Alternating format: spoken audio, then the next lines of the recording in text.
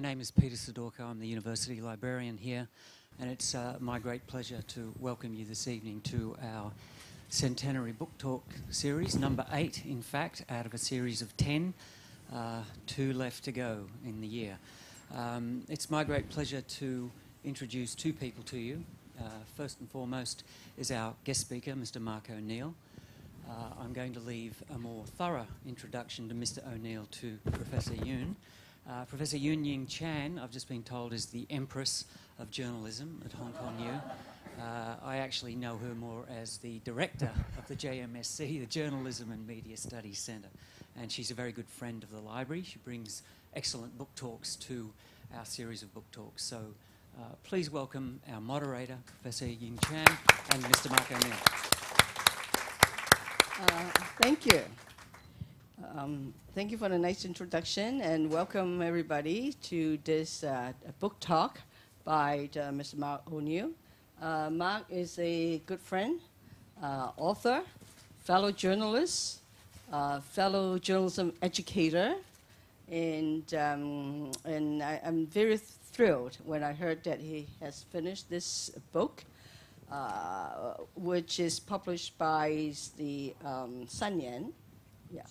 And it's very nicely done. I think we should thank the publisher, right, for bringing this book to us, especially when the publisher is not known for publishing English language books. So this is really a beautifully done book.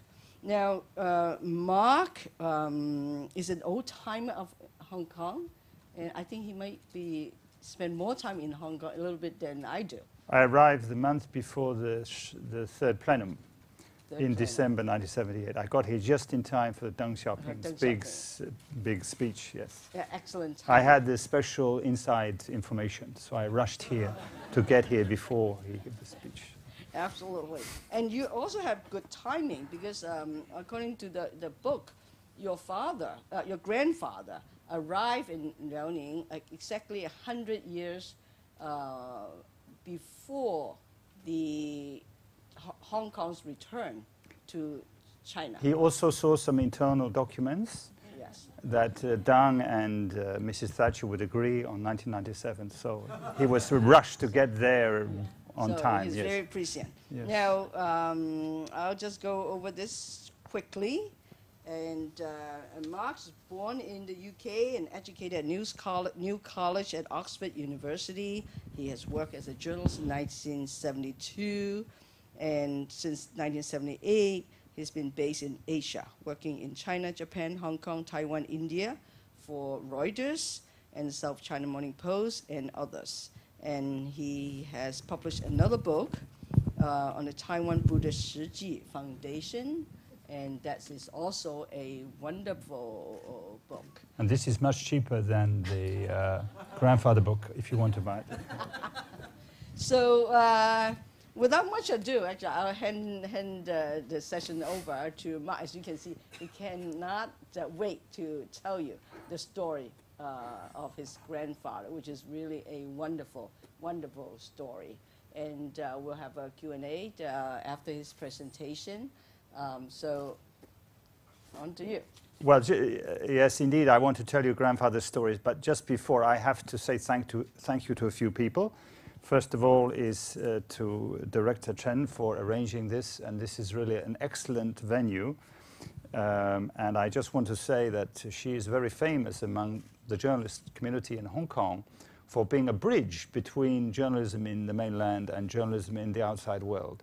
And since she set up the center, that's what it has been. I think it's the most important such center in the world.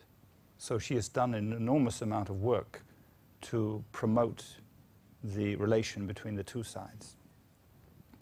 And I also want to say this particular building is also very significant because, as you know, we are just next door to the Lock Kiew Hall, where Dr. Sun made his famous speech in the spring of 1923. And my grandfather was a very educated man, and he spent a lot of time lecturing and teaching. Now, because he was in Manchuria, he didn't come to Hong Kong. But as you will see if you read the book, he wrote often about Dr. Sun. So he would be very happy that we are remembering him in a place of education. And finally, I want to thank as Director Chen said, the publishers, they signed up for a Chinese book, not an English book. And the Chinese one will come out in November. But the directors very kindly agreed also to have an English one. And I think you'll agree when you see it, they've done a wonderful job of design and layout. And it's very troublesome because it's a lot of photographs, a lot of names, and they are a Chinese language publisher, not an English language one. So I want to thank them very much for what they've done. So let's get on to Grandfather. Here's a picture of him. It captures him quite well, rather serious man, a man with a mission, very dedicated. And I'm sure you know, well, you know China very well, but the red place is Beijing and the blue is Faku. So that's where he spent his 45 years. So it's 90 kilometers north of Shenyang. So even today, it's quite a remote place. So if you can imagine what it was like in 1897, there was no running water, there was no electricity, and there weren't even any roads. There were just mud paths at that time. So this is a very brief summary of his life. As you can see, it was extremely dramatic. The period that he lived in China, he witnessed and experienced these extraordinary events, and he was part of many of them, as we will find out later on. Now, this was the photo that I proposed for the front because it shows him and his wife. They are in Chinese dress. They are standing in front of their house in Faku, and then there's the nice character on the lamppost. But I think the editors at Sanlian felt that they are too happy in this picture. You know, they're quite content. Now, if you look on the front, the image they have is a much more troubled person. And I think they felt that the image you'll see on the front page captures better what it was like to live in Manchuria in that time, which is you never knew what would happen tomorrow. There was no sense of security. And so that was perhaps a better image than here, which is in the 30s, when they're rather well established there. Now, this is the church which Grandfather built in 1907. And this is a photo that I took of it in the spring of 1986. And as you can see, it was not a church at that time. As you can see, a lot of plants and so on growing out of the roof. And you can't see this, but here was written 农业学达寨. You know, 工业学达勤. Yeah, 农业学达寨. So that was written here because Faku is an agricultural area. So at least it wasn't knocked down. We had that. But it was not used as a church. It was like a sports hall. Okay? So this is a very nice photo of him in the 1930s, and this is, as it were, the happiest and the most settled period. And you can see him and his wife in the middle, and then the church members sitting around. It's the same lamppost, and there's the house they lived in. They established primary and secondary schools for men and for boys and girls.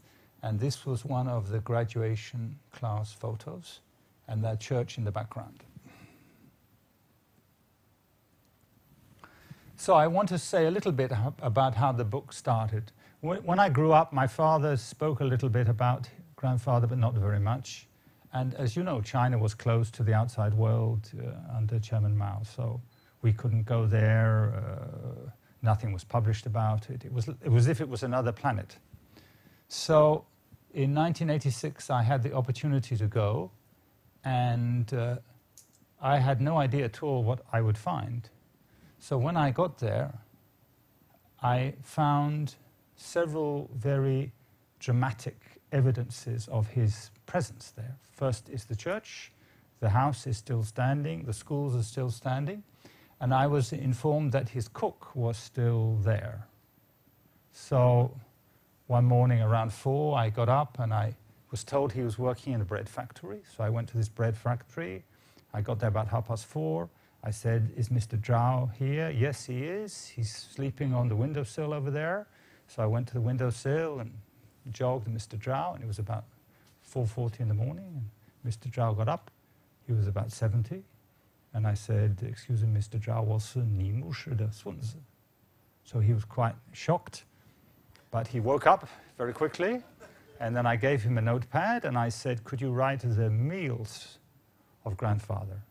So he did. He wrote them all down, all the breakfast, the lunchtime, the tea, the dinner, what he would have. And I said, "Did grandfather drink Chinese tea?" And I'm very ashamed to tell you, since most of you are Chinese, no, he didn't. He insisted on drinking the Indian tea, the black tea, which is what they drink in Ireland, you know. So Mr. Zhao had to go every 3 months to Shenyang and buy 3 months' worth of the Lipton's tea. And go to Shenyang meant you had to go ox cart to Tieling, which took 1 day, and then from Tieling you got the train to Shenyang. So I found the cook. That was one miracle. So then I asked Mr. Zhao if there were any believers still in the town. He said there were. So he showed me to them, and there was this courtyard. And in this courtyard there was a room, and I walked in the room, and there were about 6 elderly people sitting there, and I said the same thing, 我是你牧师的孙子. And they were all quite surprised. And they started to recount their life experience. So do you see how he was coming back? So we have the church, we have the school, we have the house, we have the cook, and now we have the believers.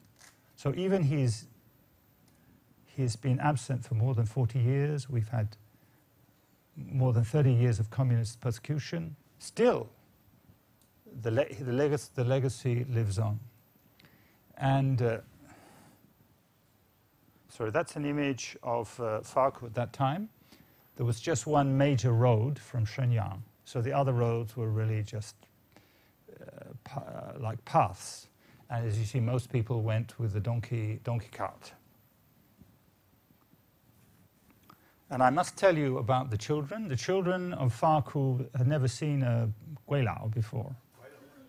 Because Farku was closed after Lin Biao occupied Manchuria. In 1947, it was closed. So they'd never seen such a strange animal before. So I had many interesting conversations with the children. And they asked me a lot of questions. And I'll give you 3 of them. They said, 你的鼻子那么大，怎么能呼吸？外国人，你外国人怎么吃东西？怎么吃？ And the third one was, 你们国家的人都会讲中文吗？ So what did I answer to them? What did I answer? 当然，全球的人都是讲中文。So they were very, very happy to hear this. You know. So this is the same church on our last visit, which was 2009, and it was October the 1st, and it was the first snowfall. And now it's operating as a church again. It's been recovered. So all this is in the book, so I'll go over it very quickly. This is just where grandfather grew up. He was in Belfast. Now, probably for most of you, Belfast is famous just as the city of the Troubles and the Civil War. But at that time, Belfast was a very important city in the British imperial system. It was a very big manufacturing centre, most famous for its shipyard. Can you tell me the most famous ship produced there? Titanic, yes. Now, unfortunately, you should remember Titanic. There were many other wonderful ships, just as big, just as powerful, produced there, which did not sink. But it was a very modern city. It had excellent transport facilities, medical facilities, educational facilities.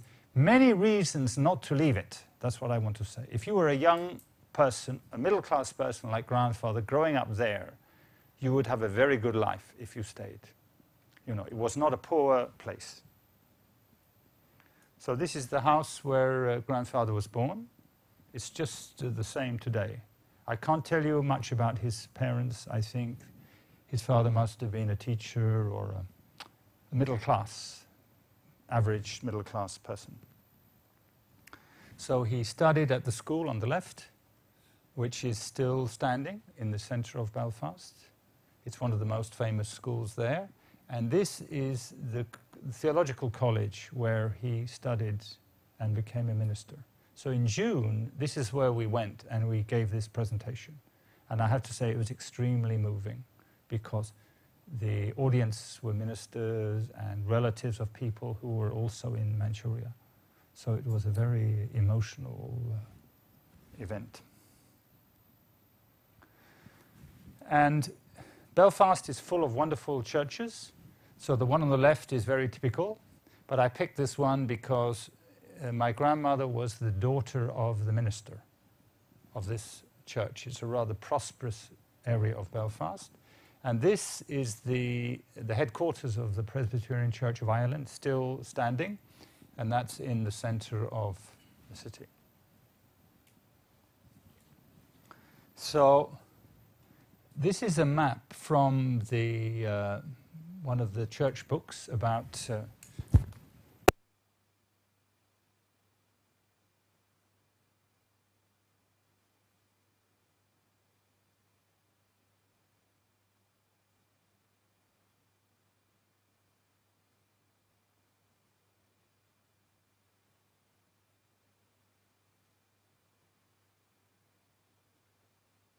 very small. And this is a statistic about the growth in the church in Manchuria. And why does it go down in 1900? It's going up and then down. What happens in 1900? Yes, yes. So afterwards it goes. So grandfather and the other missionaries, they had to constantly update the church at home on this, like the sales of Coca-Cola or Nike shoes. You have to show what you're doing in China to get the market share, you see. So he just arrives in time for the 100 years before the handover, and he spends time in Shenyang learning Zhongwen, and then he's assigned to Farku, and he's only been in Farku for a few months, and he walks down the street, and there's a lamppost, and there's a notice on the lamppost, and it says, a week later, he is going to be executed. His name is written there. And this is a notice from the Boxers, because the Boxers are killing the Yang Guizi and the Guizi. You know what they are? Who are the Guizi? The Guizi are the local Christians, and the Yang Guizi are the missionaries. So it's written on the lamppost they're going to murder him in 1 week. So he has to escape. So he escapes to Tieling with the cook, the one I met, and because of Russian soldiers there, they can help him escape to Khabarovsk and then Vladivostok. And he is away for about a year. Now, the Boxers killed many missionaries in other parts of China, but in Manchuria they killed only Christians, only Chinese Christians, not any missionaries. And I'm sure you know the story. The foreign armies came, and the foreign armies behaved exactly like the Boxers did, killed enormous numbers of innocent Chinese people, and pillaged and so forth. And this I have to thank my translator, because when I went to school, we only learned about the atrocities committed by the Boxers. But my translator in Beijing was helpful to add the atrocities committed by the foreign armies that came in to put down the Boxers. So grandfather was away for a year. And I think most people, after this experience, would have decided that they shouldn't stay in China, that the Chinese didn't want them, and they should go back to Ireland or to another country. But these missionaries were very tough people, so they said what they must do is go back and build again. So here's a couple of images of the Boxers. And as you know, they thought they were resistant to the bullets of the foreigners. They thought the Qigong would give them strength to resist the. So I don't think this was the cart that he escaped on, but it would have been like this. Because Farku, there was no railway. You know, the only way to leave was in a cart like this. And then this is an image of the boxes of the Allied forces burning Beijing. So he goes back and has to start again from the bottom. And then 1903 he marries my grandmother, who comes by ship to Shanghai. And then in 1904, 1905 we have the Russo-Japanese War.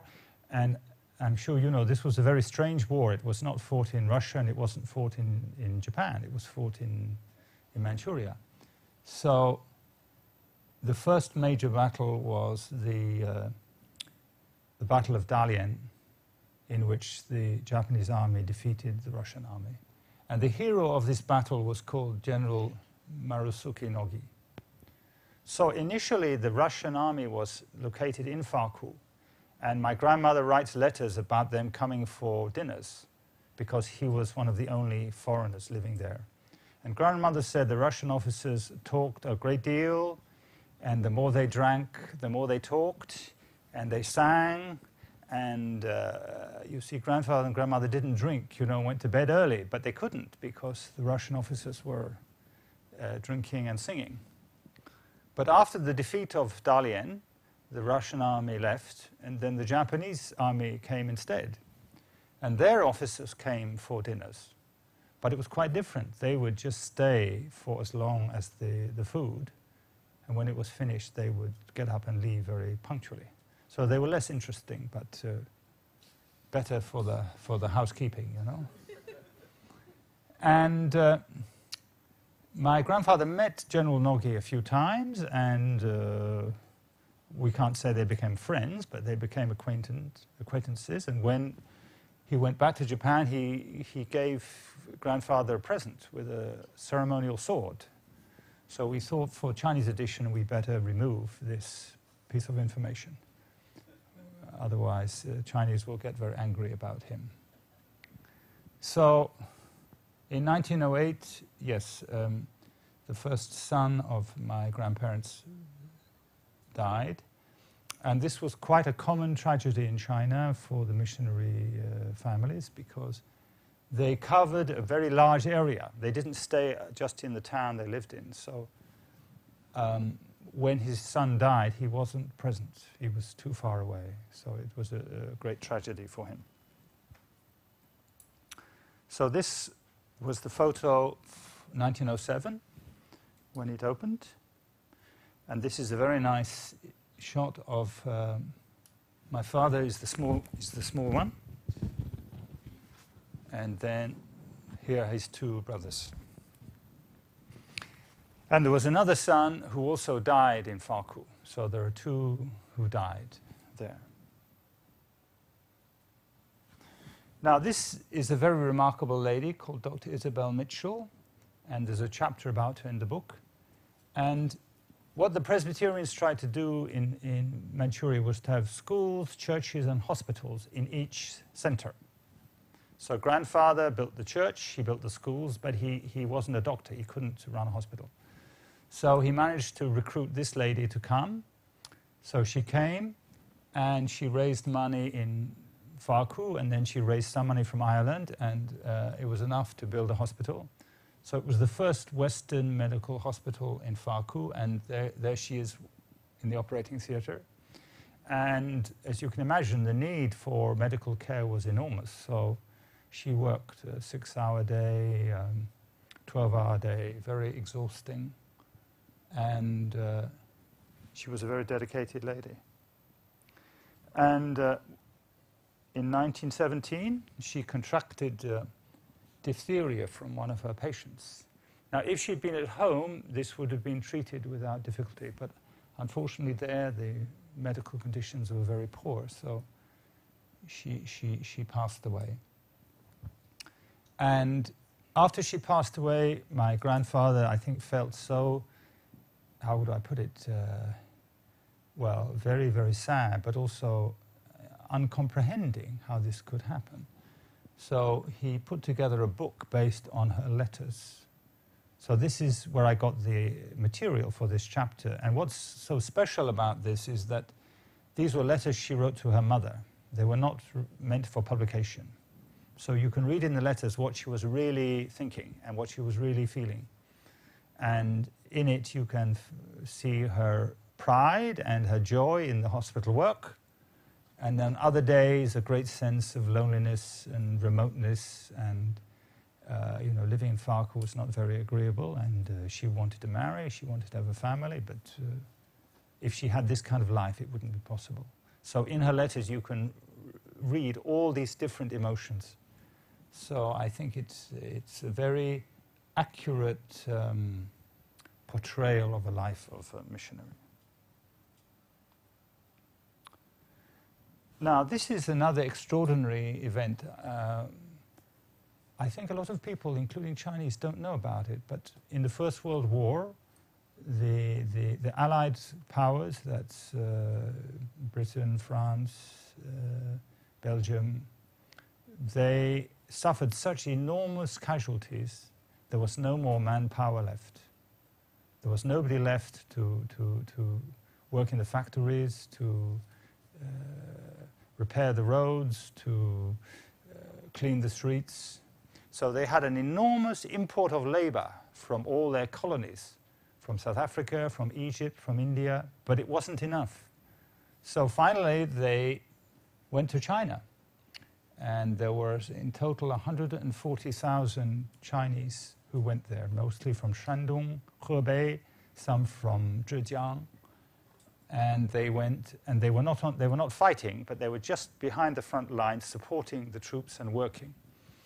So suddenly, the French and the British armies had to manage this enormous army of Chinese people, and most of them were not literate, and they had no ability to do this.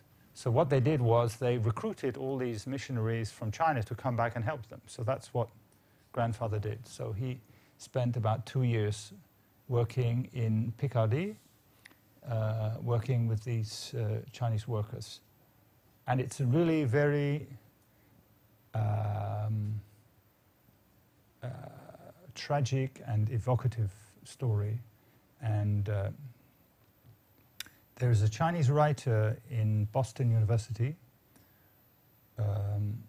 who this year published a wonderful book about a American woman missionary at the Nanjing massacre. I don't know, have any of you read it? It was the real story of about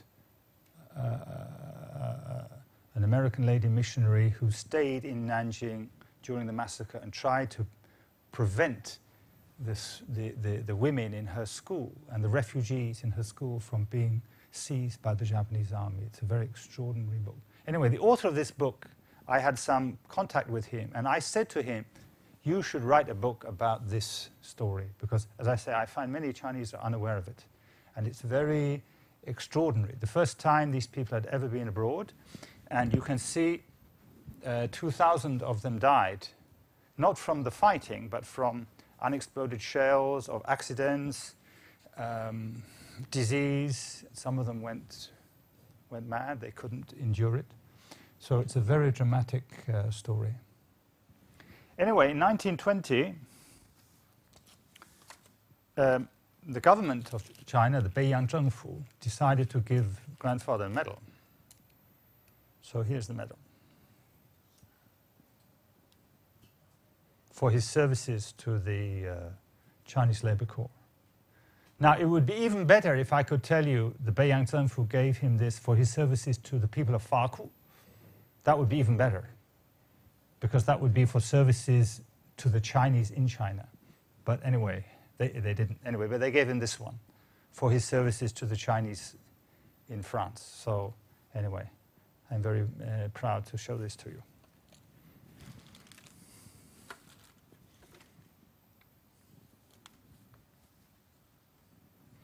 Sorry, I've got the time slightly wrong here. In 1911, in March, there was, we call it the Great Manchurian Plague. 63,000 people died of, it was the bubonic plague. It was the worst outbreak since Europe, the Black Plague in Europe. And my grandfather described vividly this period of time. It was like SARS in Hong Kong, but much, much, much worse. It was a terrible disease. Everybody was dying, and nobody knew the cause.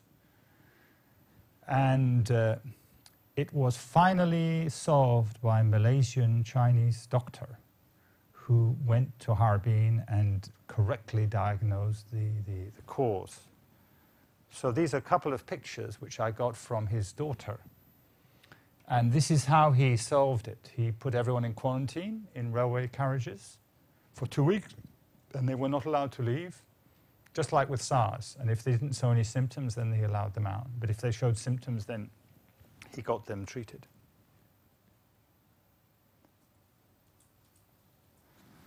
Now, in the 1920s, things are a little more normal. No wars. And you know, he's able to build up the community in Faku, and they're training a lot of Chinese ministers and doctors and localization. And this gentleman, Mr. Hu Zhangyu, now he's passed away now, but I was fortunate enough to meet him. And he knew grandfather, he listened to his lectures in Shenyang, and he left a written record of grandfather. And this was very useful for my book, because my book is too much from the foreign side. My book doesn't have enough from Chinese side. It should have more accounts and opinions and feelings from the Chinese people of the time. You know, it should be a balanced book. So this is what Minister Hu said about grandfather. You know, Mao was, what, 70% good and 30% bad? So maybe grandfather scores a bit better, maybe 80% good, but not without defects. So this is what, this is the criticism that he made of grandfather, that because he was a foreigner and because he was a missionary, he felt somewhat arrogant, and there were two things he did which particularly angered Minister Hu. One was the fact that his two sons died there, and he insisted on making the tombstone very near the church. This is what you do in Europe, but not what you do in China. So the elders in the church said, you can't do that. You have to put the graves somewhere else, you know, far away. But even though he was outvoted, he insisted on doing this. So the members found this very improper behavior. And the other thing that happened was he expelled two of the, not the ministers, but we call evangelists. There were two evangelists in the church who were very popular and got large crowds and were very good at preaching. But grandfather had some differences with them, I think over, you know, doctrinal matters. Anyway, he expelled them. And again, he took this decision by himself when a majority of the elders said you should keep them. So what they did, they set up a rival church. So in this very small town of Faku, we have the Zhanglanghui, the Ireland Zhanglanghui over here, and then we have the rival Zhanglanghui over here with these two rebel ministers in it. So after grandfather left, then the two came back and they were reunited again. So this was the criticisms that Minister Hu made of grandfather. So these photos are to give you an idea of the localization policy, because the message of the Boxer Rebellion is, you know, it's 洋人的宗教，外国人的宗教. Now, the ministers, of course, don't believe this. They say, 宗教是中国人的宗教，耶稣是每一个人的耶稣. So, from the lesson they drew from the Boxer Rebellion was to train Chinese to take their jobs. So they set up a college for ministers. They set up a college to train doctors. they set up a college to train teachers. So by the 1920s, we had a large number of graduates of these schools. So by the 1920s, you could not say anymore that the church was a foreign creation. It was a Chinese church. And the missionaries like grandfather were really not sidelined, but they were not nearly so important, more like advisors by that time. So this is quite a nice photo. About half the missionaries from Ireland and Scotland were women. And they are surely worth a biography too, because it was very hard for them to marry. At that time, it was not the custom to marry Chinese people. So it was very difficult for these lady missionaries to find a husband. So you would see them in the photo, and most of them didn't marry, and they stayed in China their whole life.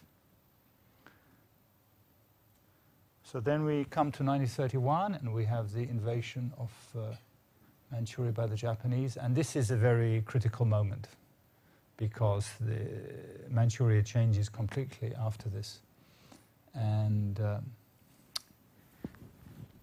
I found this reference this is from the 法库馆放的材料. They were saying that, Lord Lytton was the leader of this commission to decide whether Manchuria was a real country or not, or whether it was a quayle of the Japanese. But the Japanese surrounded this commission with soldiers and police, so it was very hard for Chinese to talk to them, which was their purpose. The Japanese didn't want there to be any interaction. But Frederick, because he was a foreigner, he could get access to them. So he collected a lot of testimony from Chinese people, and he delivered it to Lord Lytton himself. So I'm very pleased to say in the 官方材料 of 法库, you find praise for grandfather for doing this. This is 爱国的表现.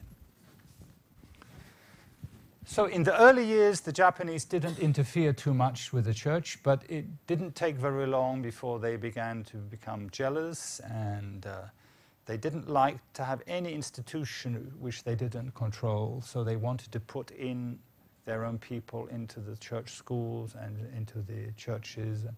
There was increasing friction. So finally, in 1939, the church decided to close the schools and sell them to the government. And the main issue was the question of Shintoism and the worship of the emperor, because that's what all the children had to do in the morning. So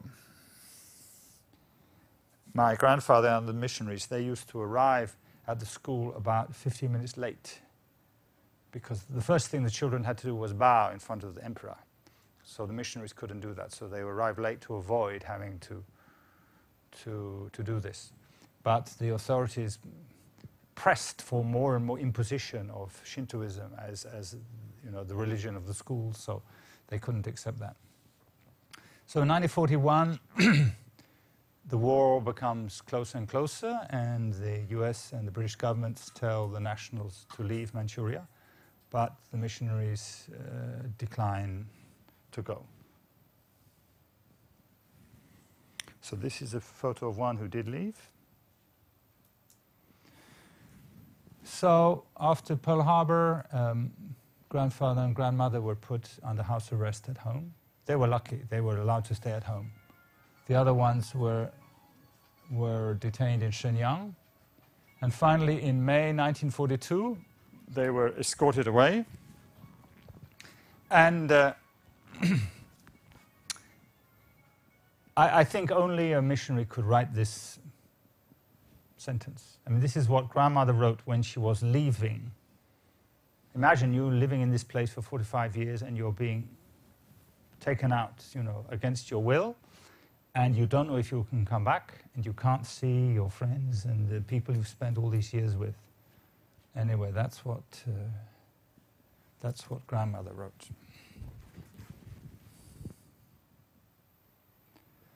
So he was taken to Japan and then to Mozambique, and they were exchanged with Japanese prisoners. And he was lucky. There were not enough places on the boat. And I think he got put on because he was old. He was 72. But a lot of the other missionaries, they didn't get on the boat, and they thought the other boats would come, but there was a war, so no other boats were available. So they were detained in Japan the whole way. And some of them were taken to Nagasaki. So you will find in the book an account of life in Nagasaki, including the day of the bomb, by one of these missionaries. And this is a very extraordinary account of what happened that day. And grandmother and grandmother were in Ireland, and Ireland was quite peaceful. There were some bombing raids in 1941, but not afterwards. So after the war is over, the missionaries go back and want to resume their work, but Lin Biao occupies Manchuria in 1947, so then they're all expelled after 1949. Grandfather passes away in 1952.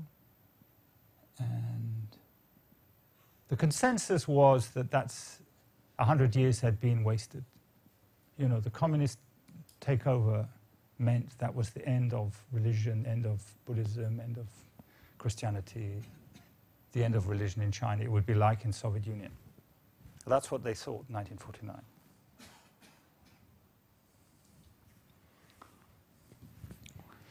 And I was in Beijing in 1987, and this man came. He was called Jack Weir, Reverend Jack Weir. His father was a missionary in Manchuria, same age as grandfather. And Reverend Weir also had been a missionary before being expelled in 1950. And I said to him this point, I said, well, you were in Manchuria for nearly 100 years, and religion was killed by the communists. So it was a failure.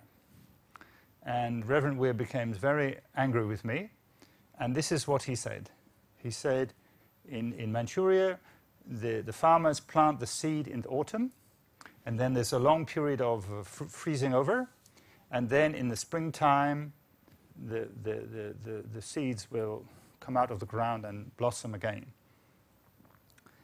And he also said that the communists did a good thing because they kicked out the foreigners, and the church in China became 100% Chinese. You cannot say Uruguay's anymore.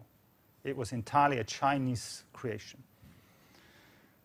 So this is what Reverend Weir said in 1987. And frankly, I didn't believe him. I thought, this is an old man, he's being nostalgic, he wants to look back on his past, you know, as a period he's achieved a lot. I kept my mouth shut, I didn't say anything, but this is what he said. And today, 2012, we now realize that he was completely accurate. So according to the government figures, this is the government figures, 23 million Protestants and 5.7 million Catholics. But during the research for this book, I met a lot of people outside of China, foreigners and Chinese, and I asked them for their estimate. And this is what they said, 60 to 70 million. So the situation now is that in Europe, Ireland, England, France, Germany, especially Northern Europe, the church membership is going down very rapidly. But in China, also in Korea, the reverse is happening. The church membership is rising very rapidly. So it is the complete reverse of what we were talking about in the beginning. Grandfather arrives and the Boxers are there and they want to kill him. And they want to kick him out. And now it is the other way around. Now it is Korea and China which is sending missionaries to the West to evangelize. And when I was in Belfast, I went to this church, which is a church for the Chinese, so Taiwanese, mainlanders, and Hong Kong people. And I spoke to the minister there, who's from Hong Kong. And this is what he said. He looked around the room, he pointed to the second generation Chinese, and this is what he said. He said, they will evangelize Europe. They have no burden of being Caucasian. spreading the gospel as part of our responsibility. So this is what the Hong Kong minister in this church in Belfast said.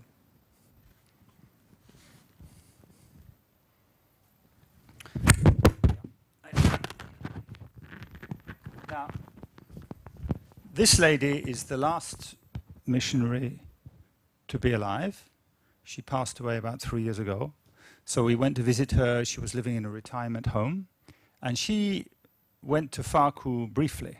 So she could describe the life there. She remembered grandfather a little bit. There's my stepmother over here. And this is a minister in Belfast who was very helpful to us in writing the book. So we all went to see her together.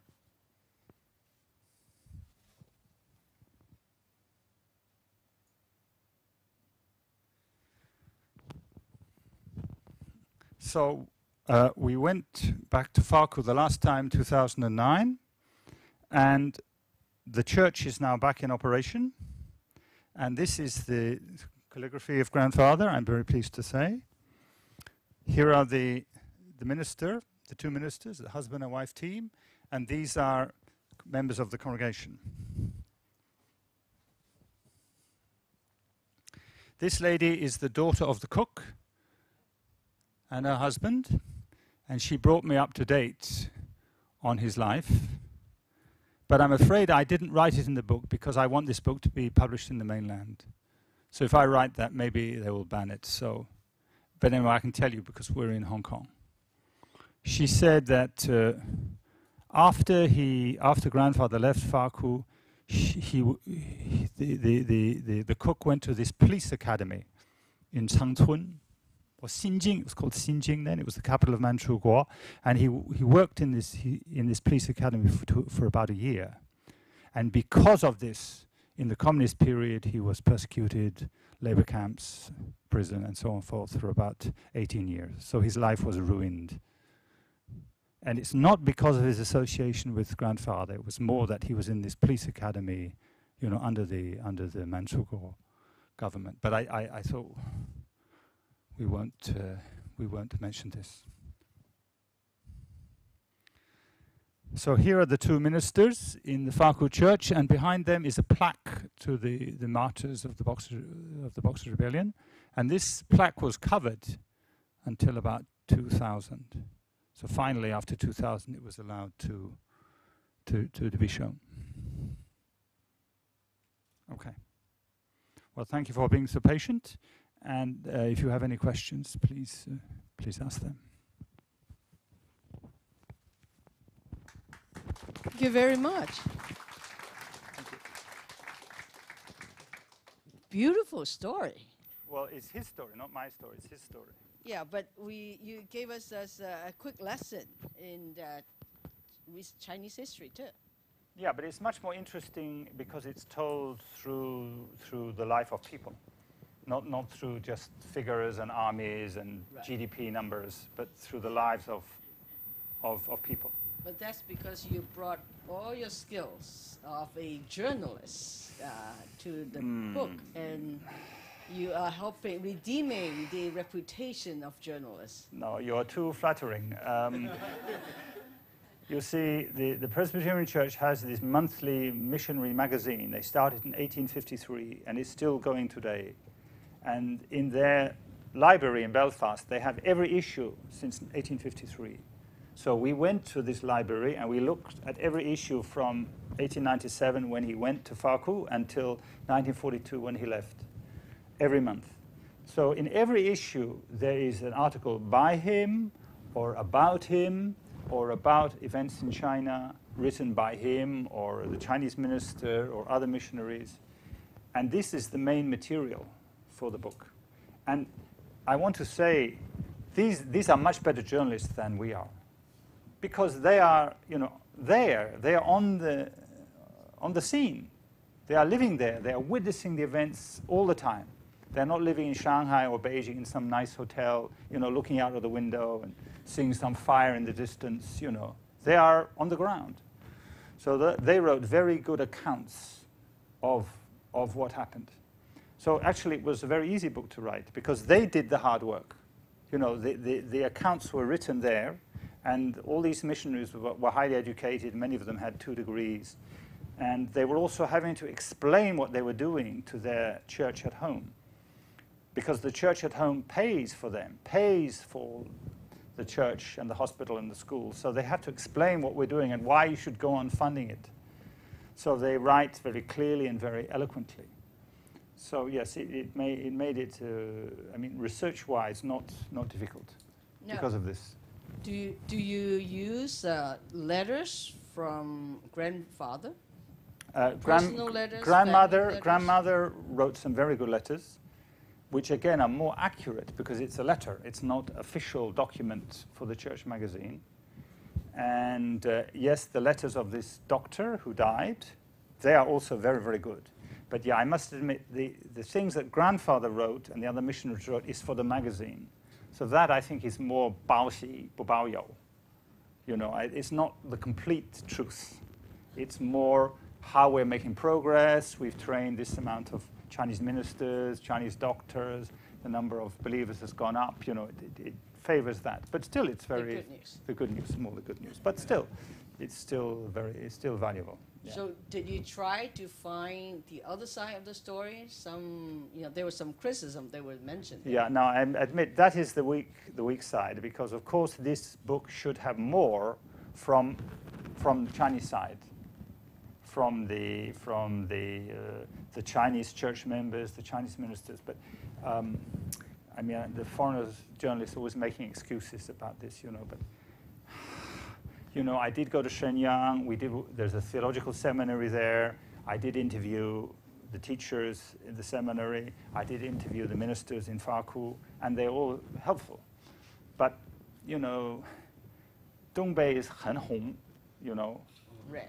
You know, it's quite hard to get information from the archives, and, you know, some of the people were very hostile, and I mean, yeah, I mean, I really should have spent 6 months just living in Shenyang and, you know, just making contacts with people and getting more information. But I'm afraid I wasn't able to do it. Anyway. I'm going to take a question from the floor soon, but I have so many questions myself. Please. So let me ask this one. How much time you spend on the book? Like, when do you start? You mentioned your visit and then to Faku. So how many years, how many months? Well, I'm not the director of the Journalism and Media Studies Center, so I have much more time. So I should say about a year of the writing. So we were doing the research for quite a few years, but then it needed a year to sit down and put all the research together and write it up. Yeah. Amazing. Yeah. Questions?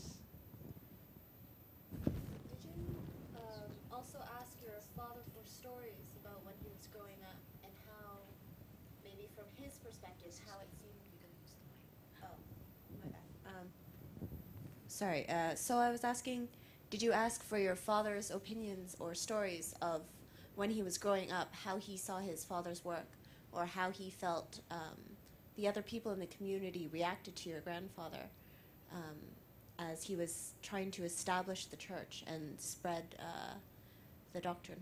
Well, my father thought that the Chinese civilization is much longer and deeper and more profound than ours. That, you know, we, in the Tang Dynasty, you know, we were jumping up and down trees and, you know, eating one another, you know. So my father thought that it was arrogant of grandfather to go to China and try to teach a foreign religion to Chinese.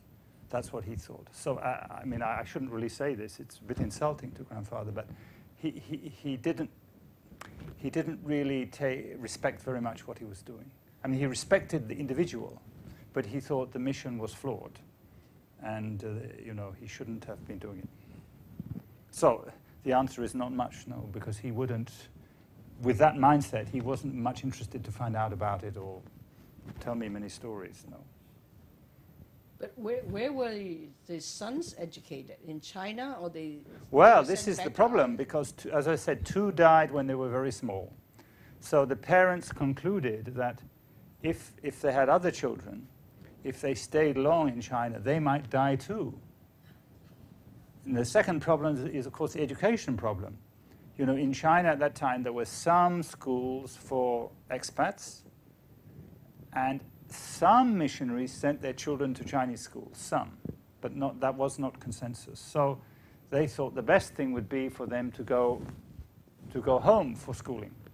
So my father and his brothers, they went back when they were 6, and they stayed with relatives, and they went to school in Belfast, primary school, secondary school.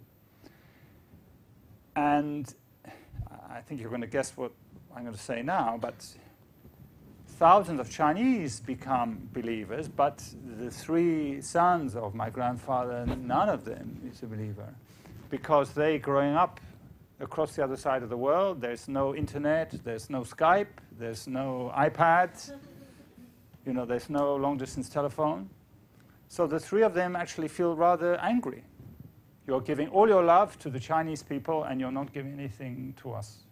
So I think actually that has a lot to do with how they regarded their parents, not really on the religious aspect, but it's a kind of resentment. And I also think that the relatives that they stayed with didn't really want to have them. You know, they were sort of dumped on them, you know. And they came back every 6 or 7 years. So they hardly ever saw them. Now, my father and his two brothers at least had good lives. I mean, they were well educated, they had good professions. But many other missionary children, it's another story, you know. They rebelled in a more active way, and they just, you know, they went completely the opposite direction. It's not unusual.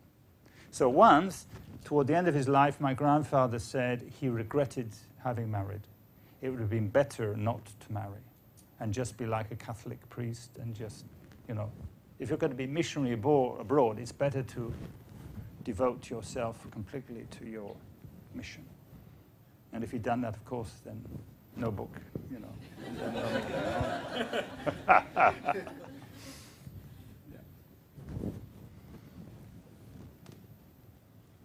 Can I ask what was your grandfather's comments or observation of the Japanese in Manchuria, especially after the Japanese occupation?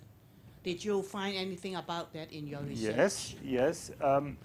My grandfather and the missionaries always distinguished between the Japanese people and the Japanese government. Because, you know, for a religious person, everyone has the God nature, right? So if you see a Japanese person, you must behave toward them like you behave towards everybody. So that's their view of Japanese people. But of course, when we speak of the behavior of Japanese police, soldiers, many of the government policies of Manchuria, the policy relating to the schools, then of course they were very much in opposition and very angry about it. But I think if you read the chapter about Nagasaki, I'm very impressed with the writing of the missionary, the way he describes, especially the last day, the 15th of August, 1945, and the surrender of Japan. And immediately after the surrender, the behavior of all the Japanese changes completely. You know, the prison guards, the policemen, the supervisors, the behavior completely changes. And the missionary says, you know, that is all in the past now. The war is all in the past. And now, you know, we can be friends again. So I was very impressed with that.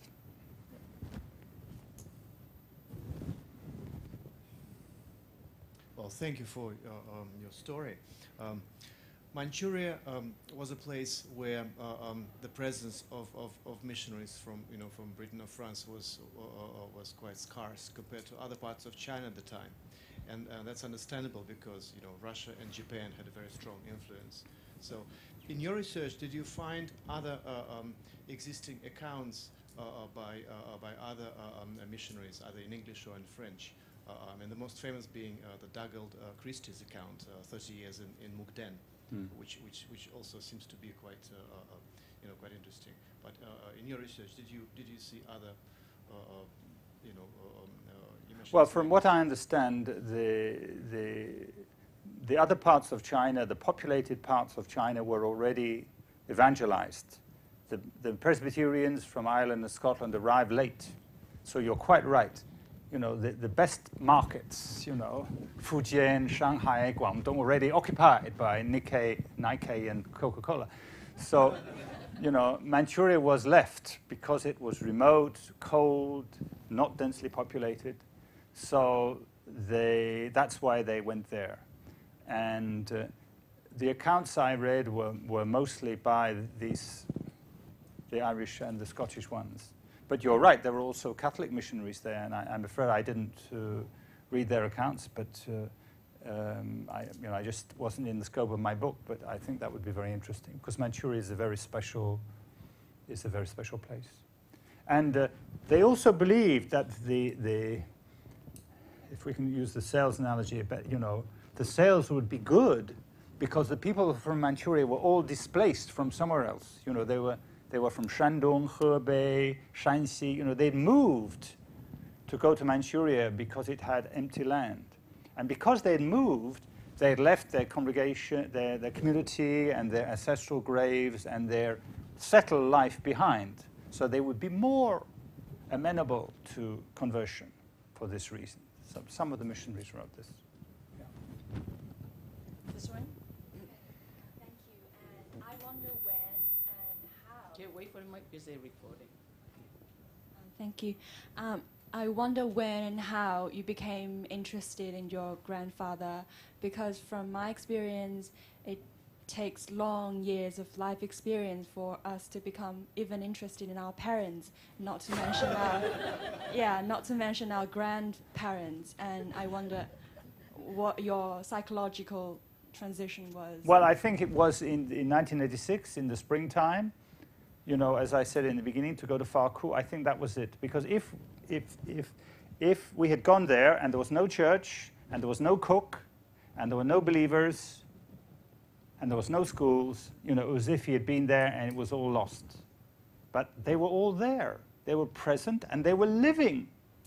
Imagine to speak to a cook who cooked for your grandfather and who could remember the menus and was very happy to tell you about it. And I'll give you one of the comment of these believers. I wasn't sure what to say to the believers. It was a dark room. It was about 6 in the morning, and they were quite old. And I was, young people have no wisdom, So you know what I said? I said, I think I should apologize to you. I said, grandfather came here, he brought you this religion, then he was taken away, the communists came, and you had to live through this cultural revolution and all these persecution, and he wasn't here, and no one else was here to help you. I think I should apologize. I think it was a very unwise thing to say, but I said it. So one of these 4 people, he looks at me in the eye, he's about 75, and his face is very dark because he's a farmer. And he looks at me and he says, you are completely wrong. We thank him. If he had not come, we would not have heard the gospel. It is we who should thank him. So when you hear such a statement, how can you not be moved? And think, 40 years after, and all the things that have happened to them since 1949, this man can have this opinion and this kind of conviction. So I think it was in those few days I thought this story has to be told, Yeah.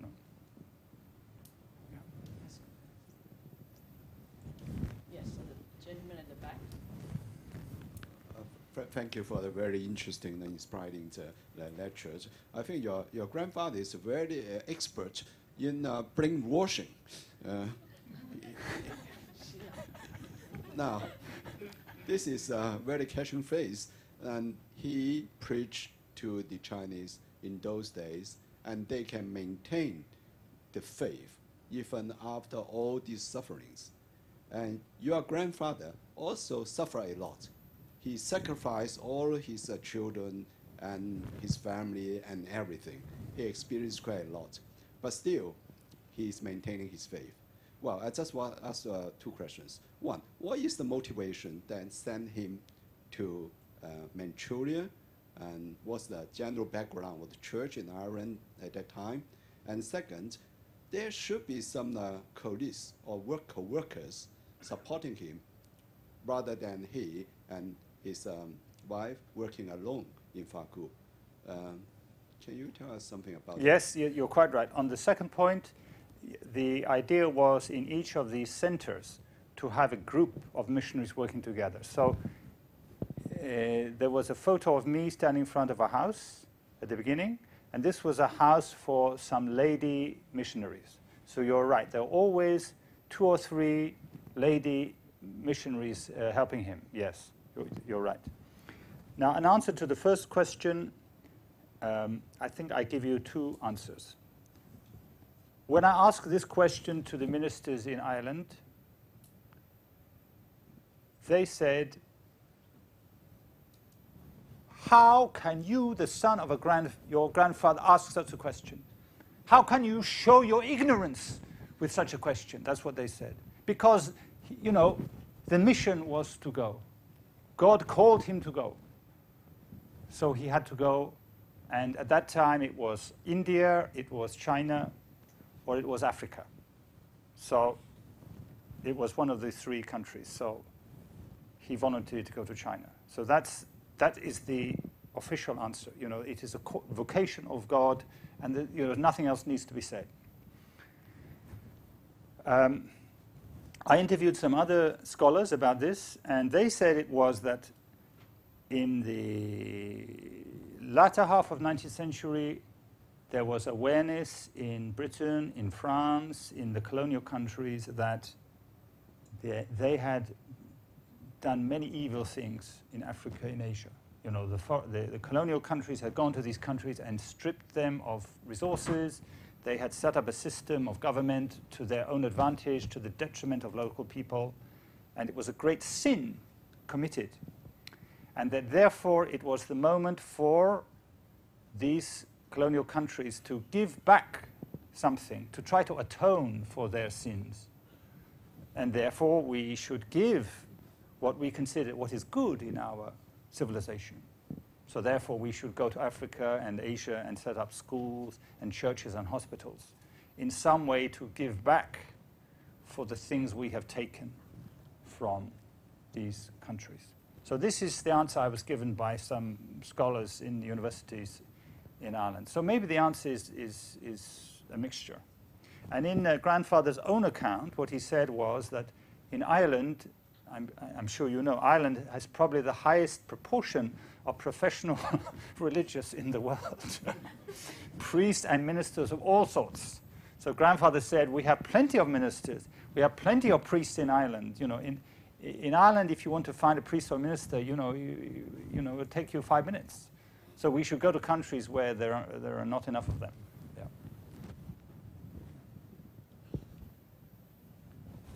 Yes, a question there? Thank you for your story. I want to say that I am just from Shenyang, but I wasn't born there. But my family moved to Shenyang, and I was born in Jilin, very near in. They also had a mission in Jilin also, yes. Oh. Yes. And I know that Faku only had a 1 or 2 drive distance from Shenyang, but I've never been there. I think if after this semester, when I have a vacation, I'm surely will go to the church and see that building of your grandparents. I think that's really have a long history and many memories in there. And I want to say that even I am a Northeast student in China, and actually we have learned some history in a history book at that time, around 19,000. We know the history begins, and many foreigner missionaries at that time, but actually only by your story I will know more. And I want to ask that I know that maybe foreigners at that time in China will have some protection to some extent, but I'm sure that maybe your grandpa will have some extremely dangerous situation at that time. Is there some dangerous situation when he was in Faku? I want to ask. And second, I want to ask that I know that you are fully understand your grandpa's movement at that time, but just imagine if you were him, will you make the same choice as him? Thank you very much. Well, the first point, please wait until the Chinese edition comes out, then buy some copies, and then when you go to Faku, please take them. I'm planning to do this later, but if you can do it sooner, that's even better. And they would be so happy. I promised to send them Chinese edition, but if you could go yourself, it's even better. Yes, danger, yes, a lot of danger, because I'm sure you know, in 1911, when the Qing dynasty was overthrown, in Manchuria there was no new government. It was warlord, Zhang Zuolin, and then Zhang Xueliang. So for the period until 1931, Manchuria was controlled by these two people. But they didn't control it like a big government. They were warlords. So in different areas, there were different warlords and different armed gangs, and a lot of kidnapping. Now, of course, to kidnap a Guilao, just like today in Africa, they often kidnap a Guilao because you can get more for a Guilao. So you will read in the letters a lot of correspondence about this. Do we pay? One of our people is ransomed. How much do we pay? So this was a real danger in many of the years when he was there, because in his work, you can't just stay in the town of Faku. You have to go to the outlying districts where they have little churches and little communities. You have to go to Shenyang for meetings and give lectures and so on. So they travel a good deal. So they could often be kidnapped during these trips. So the church had a meeting in Belfast, and they decided that they will not pay for ransom. Because if you pay one, then you have to pay another and third. So they were all told that if they were ransomed, then they have to try to talk their way out of it. And another problem was that Manchuria, there were many different power groups. There were Russians, there were Japanese, there was, the local warlords. And of course, someone like grandfather was suspect because he didn't belong, to this place. He was an outsider. So sometimes the Russians would arrest him and say, you are working for Japanese, and then Japanese arrest him and say, you're working for the Russians. And there was one occasion when he became the shizhang. He was the mayor of Faku for 2 years. Yes. I think the only missionary to be the mayor of a Chinese city, And the reason was that the area was at that time controlled by some very, very ruthless bandits. And the Faku people were very afraid that they would come and, just pillage the town. And so that by appointing the foreigner as the mayor, they thought it might give them some protection against this. So yeah, he was the mayor for 2 years.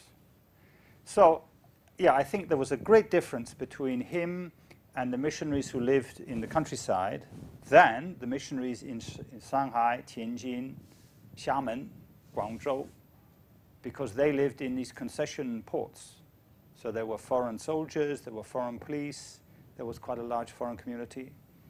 And I think their life was very comfortable. They had a big house, they had servants, they had nice wines, they had nice meals, it was quite different. But the people who live in these country areas, no, I think it was much more dangerous, yeah.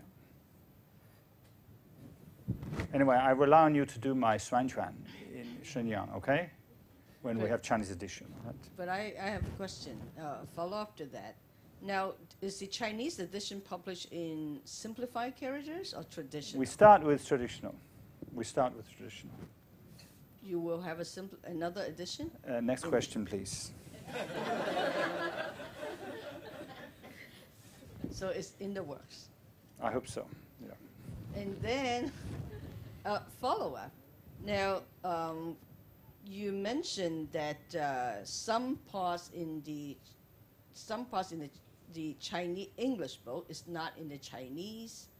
So my question is, how identical are the two editions? Yeah, they're identical. It's just that if Chinese read that my grandfather got a sword from General Nogi,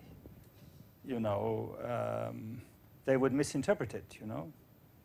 I mean, he was just an acquaintance. He wasn't really a friend. But this is a very sensitive question. But so I suggested to my translator in Beijing, we just cut this out. But other than that, are there other parts in the English book that will be taken out in the Chinese edition? Well, what one Chinese friend said to me, he said, 妈的日本人越多越好. Marketing ploy. So. Are you going to do it? No, we are lucky. We are lucky because in Dongbei, because the Japanese army was very efficient. So communist movement in Dongbei is very limited. So there's almost no mention at all of Gunshandang. So this is very helpful for me. I don't have to deal with this question. But if he were in Shanxi or in Yan'an or Anhui, areas where the communists were very active, you would have to write about it. And most missionaries, of course, were not favorable to the communists. But luckily, in Dongbei, we don't have this question. So I thank, for this we have to thank Japanese army, save me this problem of the self-censorship. So what it also means that your book, the Chinese edition, will be able to be sold in China. Of course. They don't have to come to Hong Kong to buy it. I want the book to be read by the, 13亿, not just the Hong Kong people. So when I wrote it, I censor myself, especially the period after 49, because how can you write about religion in China and be truthful and not say the wrong thing? So for this chapter, I just left out most of it and just move from grandfather passing away to Farku today. I just leave out Cultural Revolution and all this aspect, which you should really include. You should really explain what happened to religion, but that's another story. So more important that we get this book into the hands of Chinese people. And I really think the market is much more in the mainland because, in Hong Kong and Taiwan, you are very familiar with missionaries. Many of you went to the schools of missionaries. When you go to see the doctor, it's in a missionary hospital. So you are very knowledgeable about this. But when I gave my talk in London, we also had a gentleman from Manchuria. And you know what he said? He said, why did I not hear this story before? Why do I have to come to London and listen to a Uyghur, a foreigner, tell me the story of Manchuria? And that answered my question. That is it. We want to tell this story about this history to people in the mainland. So I hope very much we can have mainland edition. But it has to be in simplified form. Yes. But Director Chen, I'm sure she knows very powerful people at the Central TV in Beijing. So a couple of phone calls and we can have a 30-minute program on CCTV. Is there a question again? Another question here? And then maybe this gentleman first? Oh, okay. And then Mark, you mentioned the boxers wrote on the lamppost they were going to kill your grandfather. But why they later on didn't kill any foreign missionaries? Well, in other parts of China, they killed many. But at that time in Manchuria, the number of foreign missionaries is few. So they were able to escape in time. But I think in Taoyuan, I think it's the most famous case. I think Taoyuan, it was I think 14 missionaries and wives and children were killed. So it was just a good luck.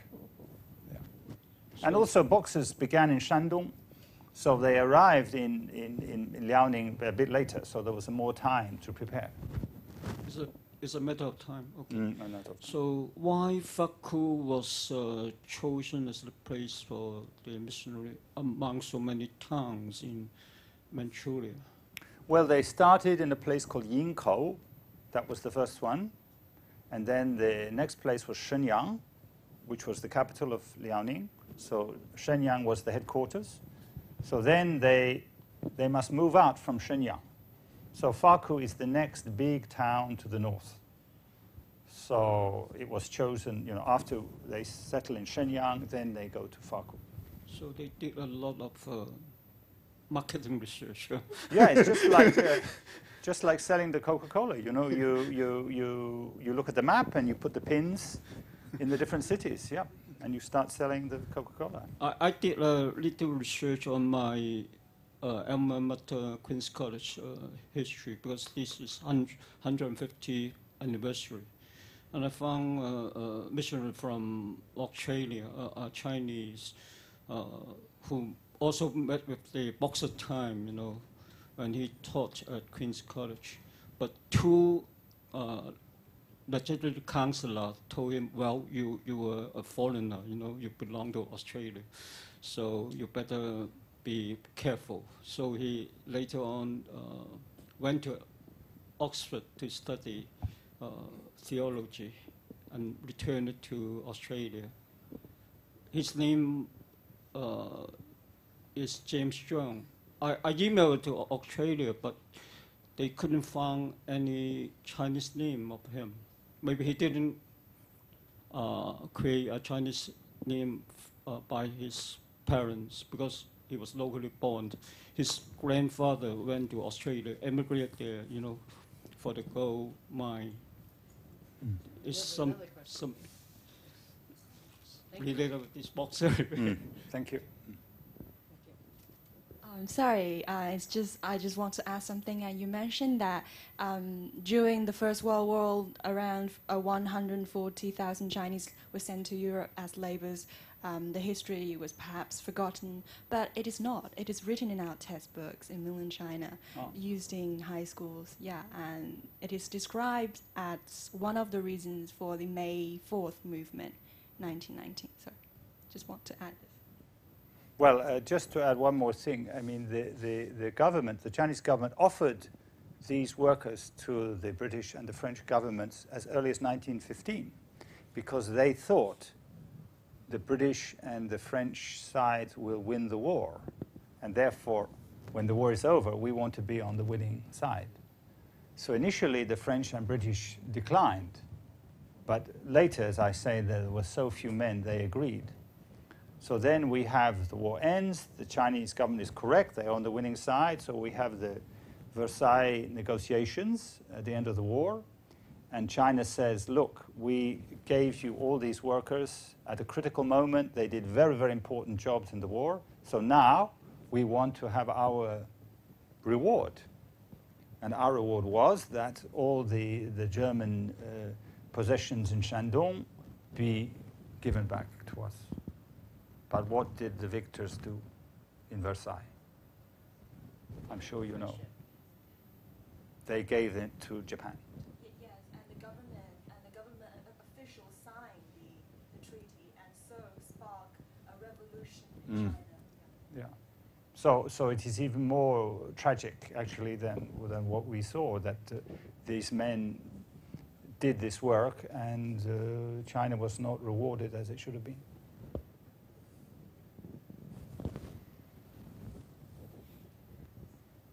Thank you. Thanks for a very moving talk. I'm very interested in the lives of the women missionaries. You said that your grandfather had some women missionaries that worked with him. They couldn't marry, and you did meet with one that went back to Ireland. What sort of lives did they live, and was it something that pulled them to do that sort of work when they probably expected it to be really for life, you know, really giving up a life to go to China. Yeah, well, I met two of them actually. One of them, she stayed in Faku for about 30 years. And I was lucky enough to interview her. You know, she was quite old by then. And it was quite remarkable, absolutely remarkable, because, as you say, the custom then was that you didn't marry a Chinese man. So you could marry a foreign man, but in Faku, who are the, you know, there are no foreign men. So she was a missionary. I mean, she wasn't a minister, but she spent her time educating children, doing church activities, visiting the sick. Her life was extremely rich and extremely busy. And she left in the war, and she didn't go back after the war. But she said she was completely satisfied, and this was her mission in life. And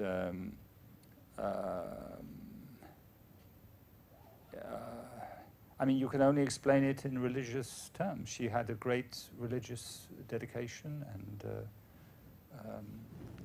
that's what took her there. So of the Presbyterian missionaries, nearly half were women. So they're very remarkable people. But there was one, not in Manchuria, but there was one in Shanxi, a foreign missionary woman, and she married a Chinese. And it was so against the convention of the time that she and her husband had to leave that place because they couldn't stay there. And the next year was Boxer Rebellion. And all the missionaries she was with were killed. But because she and her husband had moved to another place, I think in Anhui or central China, they survived. So perhaps that was a story to tell us that this custom was not a sound one. Now, I have another question. Did you collect artifacts from the Faku? Are you building an archive, or is the Presbyterian Church keeping an archive of the artifacts, letters? Yeah, in June we went to Belfast to give the talk and present the book to the church. And they have a historical society, and the lady who runs it said, could you leave us what you have? So when the book was published, yeah, I gave her most of the items. And I must mention one of them, which is when we were visiting the house of grandfather in 1986, it was not a house anymore, it was like a plastics workshop. And I explained that I was the grandson of this missionary, and you know what one of the men did? He went to a drawer and he pulled out this drawer, and in this drawer was a stamp and half an envelope, and was written on it my grandfather's name and then his address, and there was a British stamp on it, and he gives me this half envelope. How can this not be a miracle? I mean, that has been sitting in this drawer since 1942, and it's not been touched. No one's stolen it, and you know it's remained there. And then this man knew that it was in the drawer, and when I came, he gives it to me. Yeah. So I thought it was better to have these items with this historical association than sitting in our cupboard. And as for the medal, I think we will give this to the Ulster Museum. I think so. And if you want, I'll explain how I acquired it. Would you like to hear this story? Well, this is another miracle. So many miracles. Well, we knew grandfather had received it, but I didn't know where it was. So it was 2 years ago in August. I was visiting my family in the UK, and it was a Saturday. It was the last day. I was going to come back to Hong Kong on the Sunday. So I opened my computer on the Saturday morning, and in it is an email from an Irish friend in Beijing, Saturday morning, right? My Irish friend in Beijing, he's a heavy drinker. So usually on Friday nights, drinks a long time, and doesn't get up on Saturday. But for some reason, this Saturday, he got up early. He went to the website of the Irish Times newspaper. He got to page 14, not 1 or 2, but page 14, and there was an article saying that this would be auctioned in Hong Kong 4 days later. So he said to me, did you know about this? I said, no. So we come back to Hong Kong on the Sunday, and it is in the Holiday Inn Golden Mile in Tsim Sha Tsui on the Thursday afternoon. So I ring up the Irish ambassador in Beijing, who's been a great supporter of this project, and I said, this item should not be auction. You know, this is not some gold coin. You know, this is a family item. It belongs in the historical archive. Will you please call the auction house and tell them to withdraw it? So he does. He rings the head of the auction house in London and says, this is not a proper item. It should not be in the auction. So the man in London says, okay, but we will have to ask the vendor. Who is the vendor? The vendor is a member of the family, one of my relatives. You see? So we learned this on Monday, right?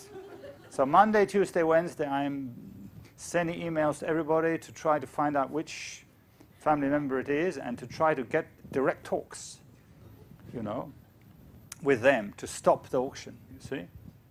But I can't find out who it is. And of course, the auction house won't say because they want the auction. So we can't stop it. So it's the Thursday afternoon. We go to the Holiday Inn Golden Mile, and mostly it's coins of the Republican period. So it's Sun Yat-sen, it's Duan Chi-rei, you know, all the warlords of that time. And all the buyers are comrades from mainland. And they have a lot of money. 1,000, 5,000, 10,000. The most expensive sells for $38,000. You know. So finally, at 5 o'clock, we come to this item. And I really don't know what to do. I cannot pay $38,000 for this. And anyhow, in our family, I don't control the money. I'm sure the other men in the audience are the same, right? I mean, you wouldn't know, you have no right to bid more than about $15, $20, you know? So anyway, this comes up for auction, and there's an internet bidder. So we start at $1,000, and I'm thinking this is much too much.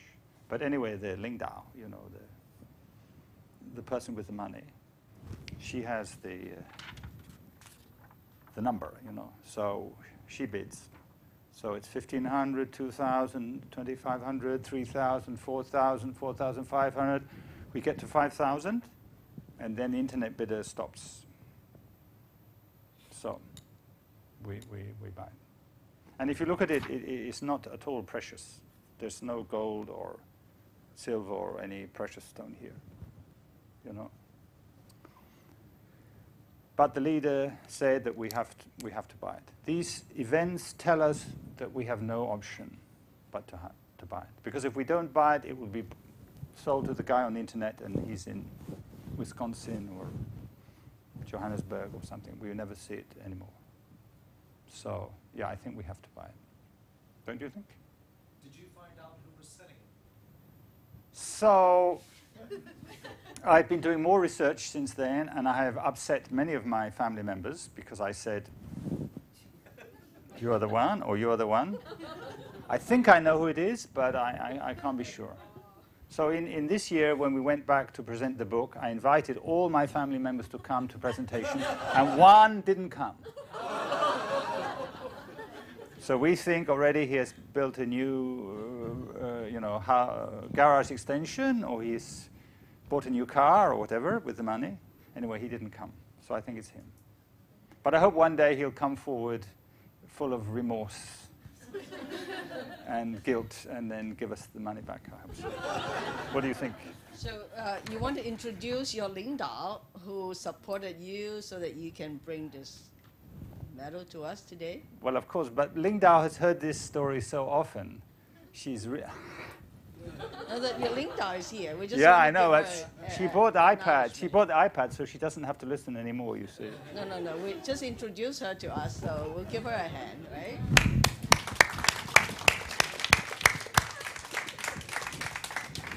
I just want to add the 5,000 is US dollar, okay? You have a 伟大的领导。伟大领导，没有共产党就没有新中国。对。 Okay, I think we're coming to an end. It's a lovely evening and conversation. Maybe we take one more question over there? Can I ask the last question? Please, Absolutely. yeah. Thank you. Thank you so much for this very interesting, lively talk. I should think maybe I am particularly interested for the simple fact that my daughter, one of my daughters and her husband are learning to be missionaries. Oh, really? So far, they've been just to Thailand, but they don't know about the future yet. I am particularly intrigued by your mention about your father's and his brother's view or feeling towards your grandfather, their father, of being a missionary. Because they didn't seem to be too positive about not very positive about their father being a missionary, going to China and so on.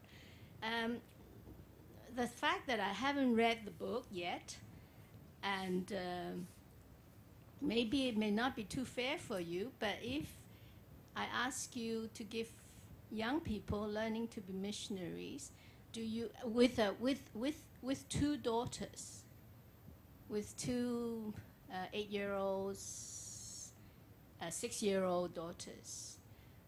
Do you have one or two words of advice for them?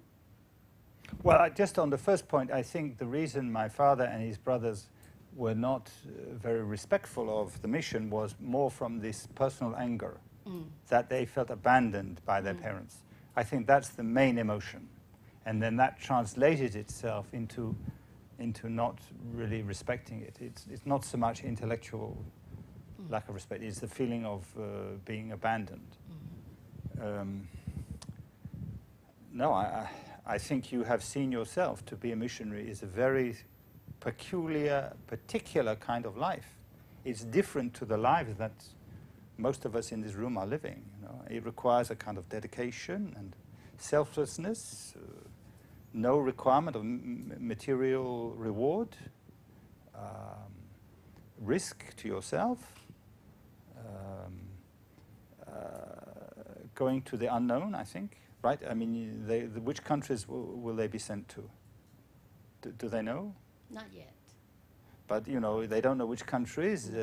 If they are sent, for instance, to a Muslim country, that could be quite dangerous. Or if they're sent to an African country, there will be other kinds of dangers. So I think they need to be very convinced, very dedicated, and very determined to do this. And I think they require the love and the care of their mother even more than the rest of us, you know. So, well, I wish them luck. I hope they can do it. Thank you. Yeah. Thank you. That's a good final question and answer for this evening.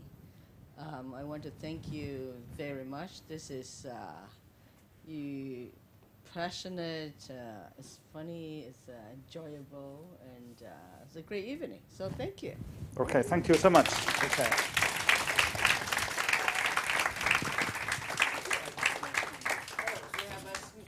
I am Missionary, believe it or not. Really? Oh, thank you so much. It's a reproduction of one of our rare books from our rare book room, writings of Robert Morrison. Oh, of course, it's so famous. From Yes. Chinese short stories, popular literature, translated by Robert Morrison, 1812. So Wow. So thank you very much.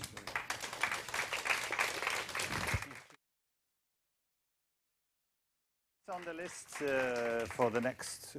We are discussing a series of books, and Mr. Morrison is on them.